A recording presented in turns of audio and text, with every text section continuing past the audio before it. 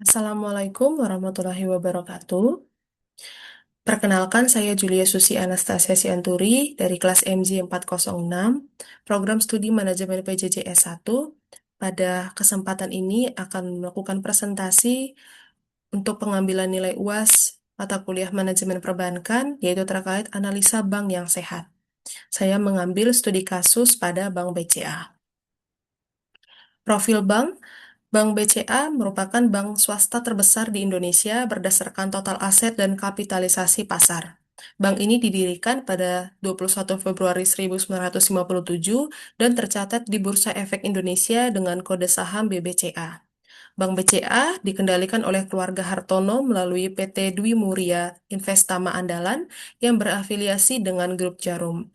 Bank BCA sendiri merupakan bank umum yang berfokus pada bisnis perbankan transaksi, serta menyediakan berbagai fasilitas kredit dan solusi keuangan bagi segmen korporasi, komersial, UKM, dan konsumer. Per akhir Desember 2025, Bank BCA melayani 43 juta rekening nasabah dan memproses lebih dari 115 juta transaksi per harinya. Berikut beberapa sumber yang saya gunakan untuk dalam rangka pengambilan data untuk pembuatan presentasi ini. Selanjutnya, yaitu kebijakan pemberian kredit BCA. BCA menerapkan prinsip kehati-hatian dalam proses pemberian kredit melalui pendekatan 5C, yaitu karakter, capacity, kapital, collateral, dan condition of economy. Untuk penilaian risiko kredit, BCA menilai risiko kredit melalui internal rating, pengukuran exposure, kualitas kredit, agunan, dan konsentrasi kredit untuk meminimalkan risiko gagal bayar, serta menjaga kesehatan bank. Dalam rangka penanganan kredit bermasalah atau non-performing loan, PT BCA melakukan prinsip kehati-hatian yang ketat.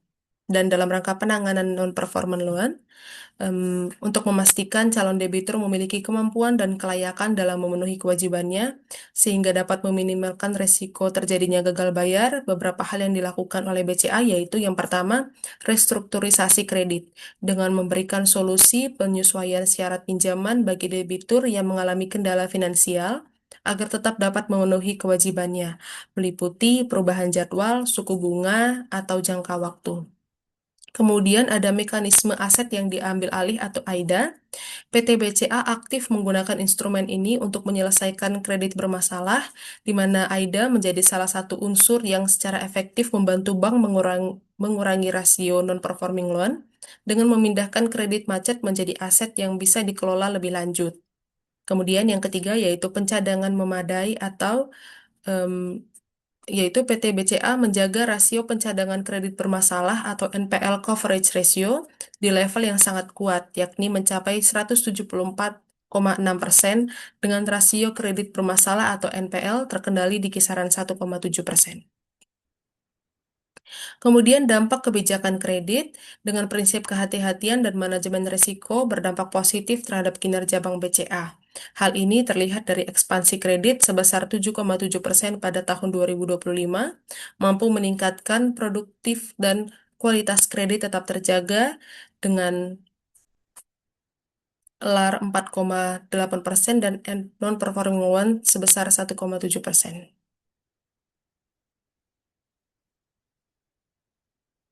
Hal ini menunjukkan bahwa BCA mampu menyeimbangkan pertumbuhan kredit dengan pengendalian risiko sehingga mendukung profitabilitas dan kesehatan bank. Kemudian dari ikhtisar laporan keuangan Bank BCA, berdasarkan laporan keuangan BCA tahun 2025, kondisi keuangan Bank BCA tergolong kuat dan sehat. Terlihat dari pertumbuhan aset sebelumnya tahun 2024 yaitu 1.449,3 triliun naik menjadi 1.586,8 triliun atau bertumbuh 137,5 triliun year on year atau dalam persen yaitu 9,5%. Untuk kredit bruto juga bertumbuh sebesar 71 triliun, dana pihak ketiga tumbuh 115,4 triliun, serta laba bersih tumbuh 2,7 triliun. Hal tersebut menandakan BCA berada dalam kondisi yang kuat, likuiditas dan permodalan memadai, dan profitabilitas yang tinggi. Kemudian dari evaluasi rasio kesehatan Bank BCA, dari aspek permodalan dengan rasio capital adequacy ratio mengalami peningkatan dari 29,4% menjadi 29,8% dengan predikat sangat sehat. Kesimpulannya permodalan BCA sangat kuat dan meningkat, memiliki kemampuan menyerap risiko dan mendukung ekspansi usaha. Dari sisi kualitas aset, dinilai dari NPL gross sebesar 1,8% pada tahun 2024, turun menjadi 1,7%, yaitu mendapatkan predikat sangat sehat. Kesimpulannya kualitas kredit membaik karena resiko kredit bermasalah menurun. Walaupun terdapat sedikit kenaikan dalam NPL net, namun nilainya masih relatif rendah sehingga masih masuk ke dalam predikat sangat sehat. Kemudian dari sisi rentabilitas, return on asset tahun 2025 yaitu 3,9% dengan kategori sangat sehat, yaitu dapat disimpulkan kemampuan untuk menghasilkan laba dari aset tetap kuat dan relatif stabil.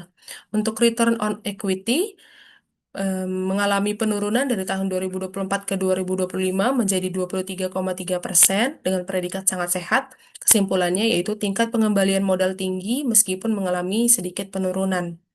Kemudian selanjutnya yaitu net interest margin mengalami penurunan dari tahun 2024 sebesar 5,8% menjadi 5,7% pada tahun 2025, juga mendapatkan predikat sangat sehat. Kesimpulannya, kemampuan bank dalam menghasilkan pendapatan bunga bersih kuat walau terdapat sedikit penurunan margin. Dari sisi efisiensi, yaitu rasio beban operasional terhadap pendapatan operasional pada tahun 2025 yaitu 41,6% dengan predikat sangat sehat. Kesimpulannya, efisiensi operasional membaik dilihat dari beban operasional yang semakin terkendali. Kemudian dari cost to income ratio pada tahun 2025 yaitu 30,7%. Hal itu berarti efisiensi meningkat karena biaya terhadap pendapatan mengalami penurunan. Dari sisi likuiditas, loan to deposit ratio yaitu sebesar 76,8% dengan predikat sehat. Hal ini menandakan likuiditas terjaga sehingga kemampuan memenuhi kewajiban tetap baik. Dari sisi net stable funding ratio, yaitu sebesar 159,9%, mendapatkan predikat sangat sehat, yaitu struktur pendanaan jangka panjang kuat dan mampu mendukung kebutuhan likuiditas bank. Dari sisi pendanaan, current account saving account atau dana pihak ketiga mengalami kenaikan 83,7% pada tahun 2025, yaitu predikat sangat sehat. Hal ini berarti peningkatan dana mutah dan memperkuat struktur pendanaan dan menjaga efisiensi biaya dana. Selanjutnya, analisis khusus rasio keuangan. Saya mengambil dua, yaitu capital adequacy ratio atau CAR. Hal ini untuk mengukur kemampuan bank dalam menyediakan modal yang cukup untuk menanggung resiko yang muncul dari kegiatan operasionalnya. Rumusnya yaitu modal dibagi aset tertimbang menurut resiko dikali 100%. Pada tahun 2025, Bank BCA mendapatkan CAR 29,8% atau kategori sangat sehat. Hal ini menunjukkan BCA kuat dan mampu menyediakan modal untuk menyerap potensi kerugian dan resiko. Kemudian, rasio dari non-performing loan atau NPL gross bertujuan untuk mengukur tingkat kredit bermasalah. Semakin rendah NPL, maka semakin kuat dan semakin baik kualitas kredit bank. Rumus dari NPL gross yaitu total kredit bermasalah dibagi total kredit dikali 100%. Pada tahun 2025, Bank BCA mendapatkan nilai NPL gross sebesar 1,7% atau dalam kategori sangat sehat. Hal ini menunjukkan kebijakan pemberian dan pengelolaan kredit BCA mampu menjaga resiko kredit tetap terkendali. Kesimpulan dari rasio kesehatan BCA, secara keseluruhan, rasio keuangan BCA menunjukkan kondisi bank yang kuat dan stabil. Sebagian besar resiko berada pada kategori sehat, terutama dari sisi permodalan. Kualitas aset, rentabilitas, dan efisiensi perbaikan terlihat pada capital adequacy ratio, non-performing loan gross, LAR, beban operasional terhadap pendapatan operasional, cost to income ratio, serta struktur pendanaan meskipun terdapat sedikit penurunan pada return on equity dan net interest margin dan kenaikan pada non-performing loan net.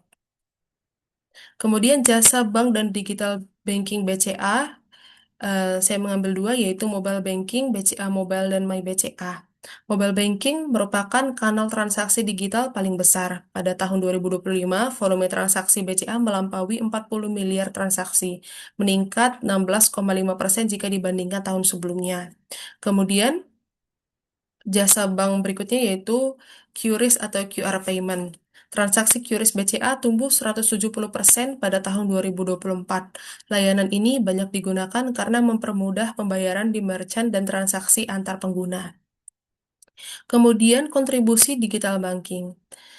Tidak hanya meningkatkan kenyamanan nasabah, namun juga memberikan kontribusi terhadap peningkatan pendapatan dan efisiensi BCA.